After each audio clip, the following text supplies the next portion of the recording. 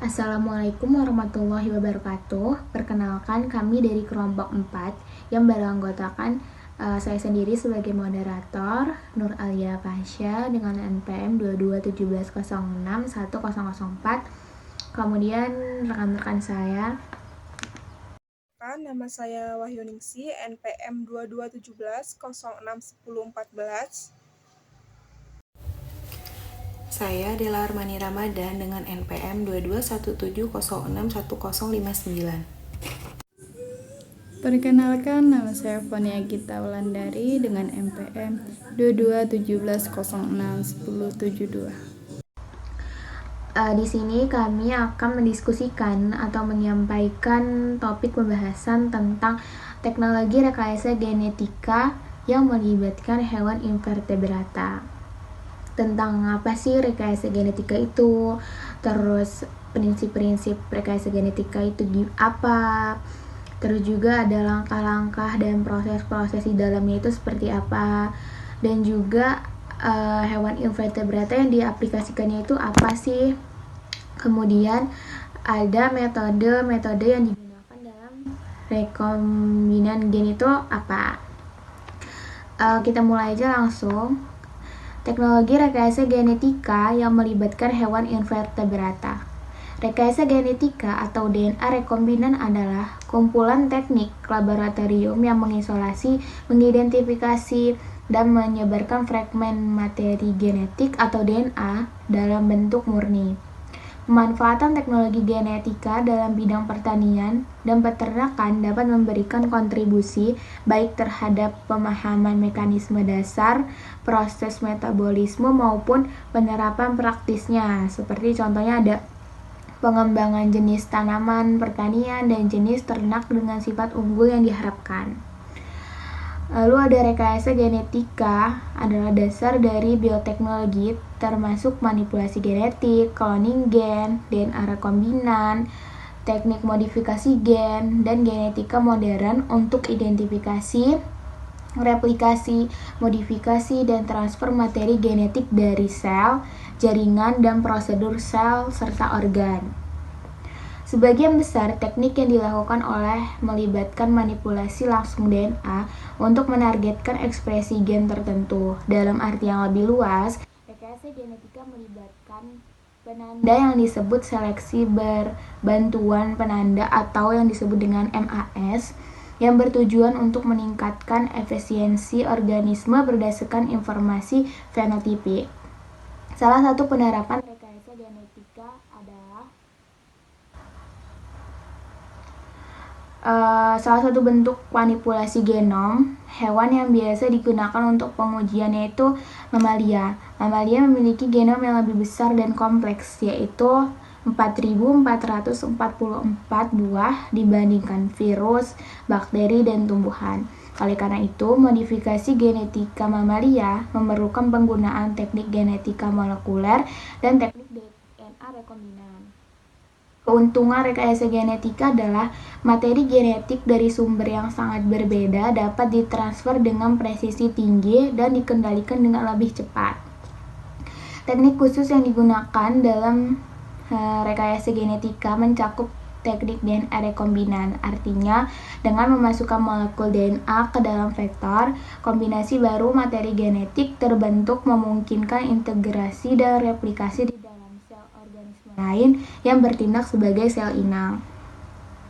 Prinsip dasar dan teknik rekayasa genetika itu ada beberapa metode yang umum digunakan dalam teknik rekayasa genetika, antara lain penggunaan vektor, cloning, PCR, seleksi, screening, dan analisis rekombinasi. Kemudian ada langkah-langkah dalam rekombinasi genetik. Yang pertama ada identifikasi gen yang diharapkan. Yang kedua ada deteksi kode DNA untuk gen yang diprediksi. Yang ketiga ada kontrol ekspresi gen yang direkayasa, dan yang terakhir ada memantau penularan gen ke keturunan manusia. Adapun proses-proses dasar dalam cloning DNA yaitu pemotongan DNA atau DNA organisme yang diteliti dan DNA vektor. Terus disambungkan potongan-potongan DNA tersebut dengan DNA vektor menggunakan enzim ligase. Kemudian ada transformasi rekombinan DNA dengan vektornya ditambahkan DNA sisipan ke dalam sel bakteri dengan menggunakan bakteri E. coli. Invertebrata laut memiliki peran penting untuk menjaga ekosistem, sumber pangan ekonomis, maupun obat-obatan secara keseluruhan. Baik fosil maupun terbaru, invertebrata laut merupakan sumber biomineral yang menakjubkan yang sebagian besarnya muncul pada tahap awal evolusi. Invertebrata laut juga memiliki potensi fungsi imunologi ekologis. Meskipun demikian, invertebrata laut juga memiliki potensi ancaman dari spesies invasif non-natif, manusia, dan proses alami. Sementara itu, banyaknya spesies invertebrata laut yang belum teridentifikasi dan memiliki sifat dimorfisme, perubahan morfologi selama perkembangan, dan penyimpan spesies menyebabkan kendala pendekatan morfologi untuk identifikasi invertebrata laut. Apabila spesimen invertebrata laut rusak, maka masalah umur sampel dan beberapa spesies tampak sama secara morfologi, sehingga identifikasi ini semakin sulit. Identifikasi spesies secara molekuler sangat diperlukan dalam mengatasi kendala pendekatan morfologi dan mempelajari taksonomi invertebrata laut secara tepat. Hal ini dapat dilakukan melalui DNA barcoding, yang berfokus pada daerah gen sitokrom oksidase sumbit 1 atau COI.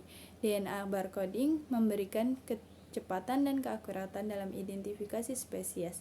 DNA barcode memiliki dua tujuan, yaitu untuk identifikasi molekuler yang sudah terdeskripsikan maupun yang belum terdeskripsikan. DNA barcode adalah alat molekuler dan bioinformatika untuk identifikasi spesies biologi. Kelebihan lain dari DNA barcoding adalah dapat mengidentifikasi spesies yang sulit dibedakan secara morfologi. Identifikasi dengan menggunakan DNA barcode telah terbukti secara efektif mampu membedakan antara spesies yang secara akurat. Metode taksonomi molekuler ini banyak digunakan untuk melengkapi pendekatan morfologi dalam identifikasi spesies dan dalam membangun hubungan filogenetiknya. Identifikasi dan hubungan genetik spesies invertebrata laut sangat penting diantaranya untuk sumber dan seleksi gen, menentukan hubungan kekerabatan, menentukan proses evolusi dan ekologi, serta kepentingan konservasi. Teknologi rekayasa genetika yang melibatkan hewan invertebrata seperti udang telah menjadi fokus penelitian dalam upaya meningkatkan budidaya dan ketersediaan pangan. Transfer gen pada invertebrata seperti udang masih dalam tahap awal pengenalan dan ekspresi gen asing, serta berfokus pada peningkatan pertahanan terhadap penyakit. Penggunaan teknologi transgenik untuk meningkatkan ketahanan udang terhadap penyakit atau serangan patogen merupakan salah satu alternatif yang diharapkan dapat mengatasi masalah penyakit pada budidaya udang. Namun, penggunaan bioteknologi transfer gen pada invertebrata tetap jauh di belakang dibandingkan pada ikan. Meskipun penggunaan pemulihan selektif dan manipulasi kromosom telah memajukan bidang budidaya invertebrata laut, teknologi transgenik terhalang oleh beberapa faktor biologi seperti peningkatan pertumbuhan dan sifat pemuliaan. GMO atau genetically modified organisme merupakan produk bioteknologi dengan rekayasa genetika. Hal ini dapat dilakukan untuk meningkatkan ketersediaan pangan dan mengurangi biaya produksi, khususnya melalui manipulasi gen dan kromosom spesies budidaya. Pada invertebrata seperti udang, penerapan transfer gen masih sebatas pada tahap pengenalan dan ekspresi gen asing, serta berfokus pada peningkatan ketahanan terhadap penyakit. Di antara beberapa metode transfer gen atau mikroinjeksi, elektroporasi, dan transveksi. Metode transveksi merupakan cara yang paling efektif untuk diaplikasikan pada udang. Hal ini ditandai data tetes tinggi dan tidak bersifat toksik. Selain itu, penggunaan organisme transgenik dalam aquaculture adalah topik yang sangat kontroversial karena sejumlah masalah lingkungan dan kesehatan manusia. Selanjutnya, modifikasi gen dapat dilakukan dengan berbagai metode seperti penyisipan gen asing, mikroinjeksi, elektroforesis, infeksi vektor, retroviral yang rusak, pantropik, pemboman secara partikel, dan metode transfer gen yang dimediasi sperma dan testis. Dan deteksi seperti PCR berbasis assay di analisis Southern blot, keberhasilan transfer gen salah satunya ditentukan oleh karakteristik objek yang akan ditransfer gen asing seperti sperma, ovum, atau ovum yang sudah dibuahi. Memilih metode yang tepat berdasarkan sifat biologis ini menjamin efektivitas keberhasilan transfer gen. Mikroinjeksi, gen dimasukkan ke dalam menggunakan pipet kaca yang sangat kecil, dilakukan di bawah mikroskop menggunakan mikrokontroler untuk mengontrol gerakan jarum suntik dan jumlah larutan DNA yang disuntikan seperti pada gen GH dari ikan nila yang diatur oleh promotor beta-aktin MBP dari ikan. Medaka disuntik secara mikro ke dalam lobus vesikel embrio ikan lele. Fase 1 sel berhasil terekspresi pada ikan lele. Kekurangan transfer gen dengan teknik mikroinjeksi adalah keterampilan tinggi.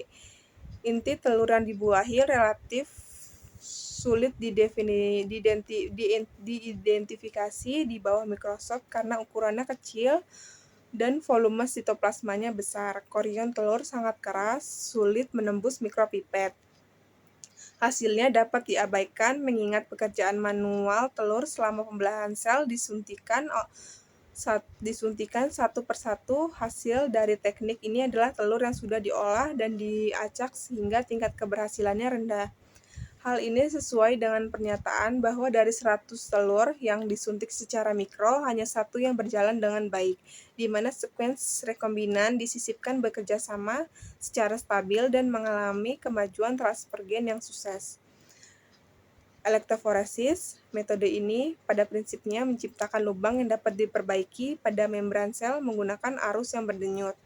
Sel tersuspensi dalam larutan DNA, dan larutan ini dapat masuk ke dalam sel melalui lubang yang telah terbentuk, sehingga memungkinkan molekul DNA masuk ke dalam embrio. Keuntungan utama metode elektroforesis dibandingkan mikroinjeksi adalah tidak perlu menangani dan memanipulasi telur satu persatu.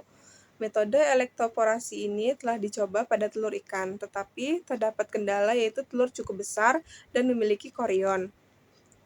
Transfer gen dapat dilakukan menggunakan metode elektroforasi dengan perantara sperma pada penelitian ikan patin siam yang dilakukan dengan mengkonstruksi gen lisozim berupa DNA plasmid dengan dosis 100 dan voltage 125, waktu kejutnya 30 ml dengan durasi kejut 0,1 mili detik dan jumlah kejutnya sebanyak 5 kali.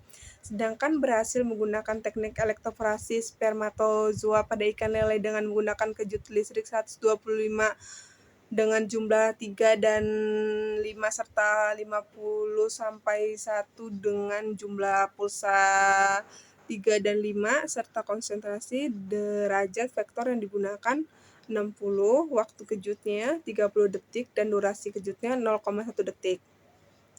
Transveksi, metode yang ini dimaksudkan untuk menguji aktivitas promotor, salah satunya adalah metode transveksi untuk kultur sel. Metode ini menghasilkan sel telur yang baru saja muncul dan merupakan pra-pembelahan sel. Metode ini dengan isolasi plasmid, konstruksi gen, ini biasanya mengacu pada protokol yang telah diuraikan. Pada bahan larutan transveksi ZPEI Polypus transfection yang umum digunakan, metode transveksi lebih cocok digunakan untuk ikan dengan ukuran telur kecil, korion tipis, dan daya tetes tinggi seperti udang. Jumlah telur yang dapat diaplikasikan dan metode tersebut relatif besar. Hal ini bergantung pada kemampuan dan keahlian dalam penyediaan telur dalam jumlah banyak dan waktunya singkat, seperti pada memanfaatkan teknologi transgenesis melalui transveksi gen antivirus untuk mengetahui performa pertumbuhan calon udang windu pada generasi yang berbeda memberikan hasil yang tidak berbeda nyata, sedangkan pada penelitian memberikan hasil yang signifikan pada uji tentang udang windu menggunakan bakteri patogen Vibrio harveyii ditunjukkan dengan nilai kelulus hidupan 60%, lebih tinggi dibandingkan dengan udang windu normal, dan vakuolisasi pada jaringan Hepaponcreas cenderung lebih sedikit. Oke, mungkin saya akan menambahkan sedikit tentang kelebihan dan kekurangan menggunakan teknik rekayasa genetika itu seperti apa. Kelebihannya itu pastinya menghasilkan hewan yang memiliki kandungan gizi yang cukup tinggi dan juga dapat memperbanyak bibit unggul, dan juga dia menghasilkan hewan yang tahan terhadap penyakit. Dan juga selain menguntungkan bagi hewan yang dimodifikasi gennya itu, menguntungkan juga bagi kita sebagai manusia karena mampu menghasilkan suatu produk atau hewan yang kita inginkan. Kemudian kekurangannya itu pastinya membutuhkan biaya yang mahal, mulai dari bahan-bahan yang digunakan, alat-alat yang digunakan. Terus juga dia berdampak pada lingkungan dan ekosistemnya dapat terganggu. Oke, mungkin itu saja yang dapat kami sampaikan terkait tentang teknologi rekayasa genetika terhadap hewan invertebrata. Semoga apa yang disampaikan bisa bermanfaat sebagai pengetahuan bagi kita semua. Kami mengucapkan terima kasih dan mohon maaf jika ada salah dalam penyampaian informasi. Wassalamualaikum warahmatullahi wabarakatuh.